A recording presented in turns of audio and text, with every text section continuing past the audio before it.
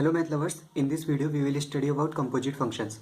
So here you can see that there are three sets of real numbers which is a, b and c. So a to b is function f and b to c is function c. Set a contains values of x.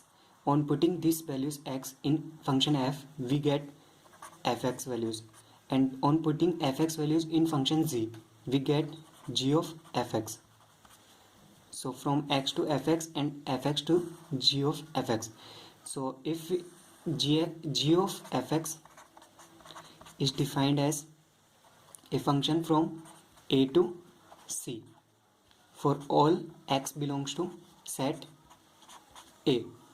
So x is a domain of function f, or we can say that x is input for function f and fx is output of function f, and we can see that fx is input for function z and g of fx is output of function z. So here like this we can define g of fx. So g of fx can be also written as g of fx, and if we talk about f of gx, it is nothing other than we are using function z first and then we are using function f. So it can be also written as f of gx. So one thing you just remember that g of fx is never not equal to f of gx. It can be equal to, but generally it is not equals to f of gx. As you can see that here first function is fx, but here first function is gx. Let's understand it with a simple example. So here we can see that the two functions are given, f and g. F is defined for 2, 3, 4, 5, 2, 3, 4, 5, 9, and g is like this. So we know that this is a set and this is b set. So it tells the domain of f, and this is codomain of f. Like this is domain of g and this is codomain of z. So this is again b and this is c. So for some values are given like f of 2 equal to 3 and f of 3 equal to 4, like this, and g of 3 and g of 4. So we have to find the g of f. So we know that g of f is equal to g of fx. So we know that this is defined from a to c. So we can see that values in a are 2, 3, 4, 5. So at each x we have to find the g of fx. So let's start with 2. So f of 2, we can do that. F of 2, we know that f of 2 is 3. So we can write it here g of 3, that is equal to g of 3, we will see that this is equal to 7. Similarly we will find f of 3. So we know that f of 3 is 4, that's why g of 4 is equal to, we can see that this is 7. Similarly we will find for 4 and 5, like this we can do it. So let's do it by mapping. So again we will draw three sets a, b and c. A contains 2, 3, 4 and 5, and b contains 3, 4, 5, 9. C contains 7, 11 and 15. Now see that f of 2, function a to b is function f and b to c is function z. So f of 2 is equal to 3, that's why 2 to 3 is mapping, and f of 3 equal to 4, that's why this is, and f of 4 and f of 5 is equal to 5. So we will map it like this. Now g of 3 and g of 4 is 7, that's why we will put it like this, and g of 5 and g of 9 is equal to 11, that's why we will put like this. So now we want to find the g of fx. So we know that g of fx defined from a to c, from this to this. So we can see that if we take g x equal to 2, then we are getting g equal to this, then 7, and at 3 also it is 7, and at 4 and 5 it is 11. You can see it directly. So like this we can write g of fx will contain 7 and 11. Let's take another example. Here fx is given as sin x plus 2 and gx equal to e to the power x.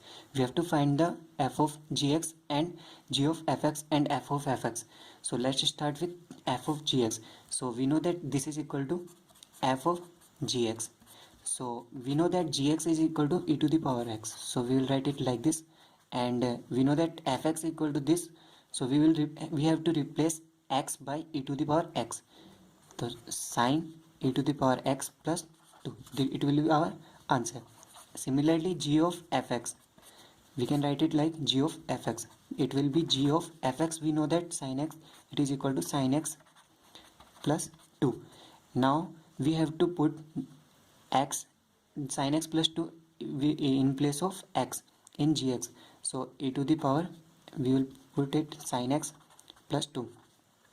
Similarly, we have to find f of fx. It means f of fx. So we know that fx is equal to sin x plus 2. Okay. So, and now what we have to do? We have to put sin x plus 2 in place of x. So sin, we will put sin x plus 2 plus 2. It will be our answer. Similarly, we can also find g of gx. It will be g of e to the power x. That means e to the power x. See, like this we can find this type of functions. Composite functions allows associate law. So if more than one composite functions are there like f, g and h, so if either we take f of g first or g of h first, it will be equal. Let's understood with an example. So here we can see that fx equal to sin x, gx equal to e to the power x, hx equal to x square. So we have to find the f of g of hx, and this is. So we can first we will find this. So we can write it like g of h of hx. So we can write it like this. So we know that hx is equal to, we know that h is equal to x square. So we will write it like x square. G of x square, g of x is equal to e to the power x, and g of x square will be, we will replace x by x square. So it will be f of e to the power x square. So we will write it f of e to the power x square. So we will replace x by e to the power x square. So it will come out sin e to the power x square.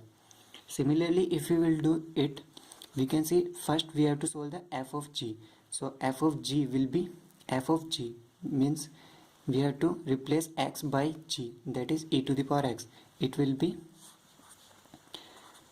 sin e to the power x, and we have to take of hx. So f of g, this is of hx. So hx is equal to x square. So f of g x square. Now we know that f of g is sin e to the power x. We have to replace x by x square. So we can see that this is equal to this. So here we can see that both answers are same. So it allows associate law. This was the basic study about how we define composite function and how we can find any composite functions. So in next video we will study finding domain and range of composite function. So you can visit our website. There you will get free complete study notes with a free doubt asking facility. Thank you.